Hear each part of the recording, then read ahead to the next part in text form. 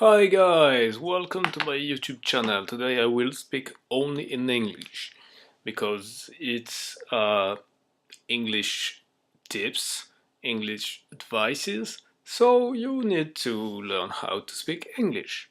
And for having something to talk about, I would like to show you the Tor browser because a lot of people talk about the deep web, the dark web, darknet, and so on. So, what is it? Okay, let's go to the torproject.org website and you can see that you can download the browser. That's for free. You can install if you're on Linux or Mac OS or Windows, whatever. That's working on all operating systems. That protect your privacy, defend yourself against network surveillance and traffic analysis to prevent people from learning your location or browsing habits. Tor is for web browsers, instant messaging clients and more. Tor is free and open source for Windows, Mac, Linux, Unix and Android. So what's is Tor? Let's go to this part of the website in order to learn more about Tor. So let's talk about the overview. The Tor network is a group of volunteer-operated servers that allows people to improve their privacy and security on the network on the internet. Tor's users employ this network by connecting through a series of virtual tunnels rather than making a direct connection, thus allowing both organizations and individuals to share information over public networks without compromising their privacy. Along the same line, Tor is an effective censorship circumvention tool, allowing its users to reach otherwise blocked destinations or content.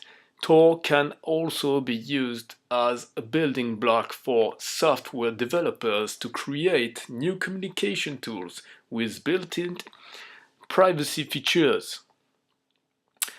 Ok, I will translate. Donc, aperçu, le réseau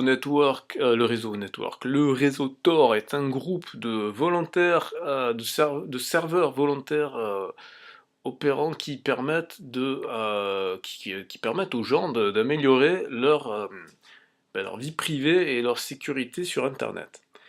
Les utilisateurs de Tor utilisent ce réseau pour connecter, en se connectant à une série de tunnels virtuels plutôt qu'en faisant une connexion directe.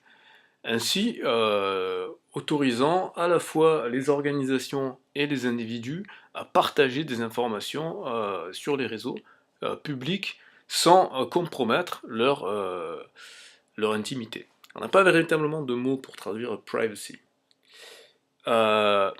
Tout au long de cette même ligne, Tor est un moyen efficace de contourner, un circumvention, un outil efficace pour contourner la censure, permettant à ses utilisateurs d'atteindre autrement les destinations ou les contenus. Tor peut aussi être utilisé comme un bloc de construction pour des logiciels, pour les développeurs qui veulent créer une communication, des outils de communication avec des options de sécurité de vie privée, de conservation de la vie privée. Voilà, donc je ne vais pas lire tout le site, mais voilà, je vous invite à regarder ce site qui est totalement en anglais, donc c'est une des motivations pour améliorer ses compétences en anglais, c'est de pouvoir accéder à cette partie-là de l'internet, qui est quand même une partie très importante, et non, contrairement aux idées reçues, Tor, ça n'est pas le repère des mafieux, etc. Et si vous voulez en savoir plus sur le deep web, le dark web, etc., je vous invite à regarder la série de vidéos de Absol, je mettrai dans la description, qui explique très bien ce qu'est le deep web, le dark web, les différences, etc. Et pourquoi ce ne sont pas ne sont pas des repères de terroristes. Le Tor a sauvé la vie à plein de gens dans des pays qui sont extrêmement surveillés. Je rappelle que la France est toujours en état d'urgence, donc c'est quand même, on fait partie des pays où la liberté d'expression n'est pas forcément la meilleure.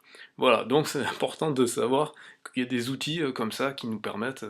voilà. Bon, ceci dit, petite parenthèse, c'est pas en anglais, c'est en français, mais vous avez ce truc-là qui s'appelle le guide d'autodéfense numérique, que vous pouvez télécharger gratuitement, ou vous pouvez donner à faire un don si vous voulez. Je pense que ça aidera beaucoup les auteurs du guide. Voilà, ils ont fait une mise à jour cet hiver, voilà, donc le 10 janvier. Donc vous avez 2 tomes, le tome hors connexion et le tome en ligne. Il est recommandé de commencer par le tome hors connexion, parce que dans le tome en ligne, ils vont pas répéter ce qu'ils ont dit là-dedans. Mais vous avez donc un manuel très complet, très précis, qui vous explique pourquoi il est important de prendre soin de sa vie privée sur Internet. Voilà, ce sera le mot de la fin.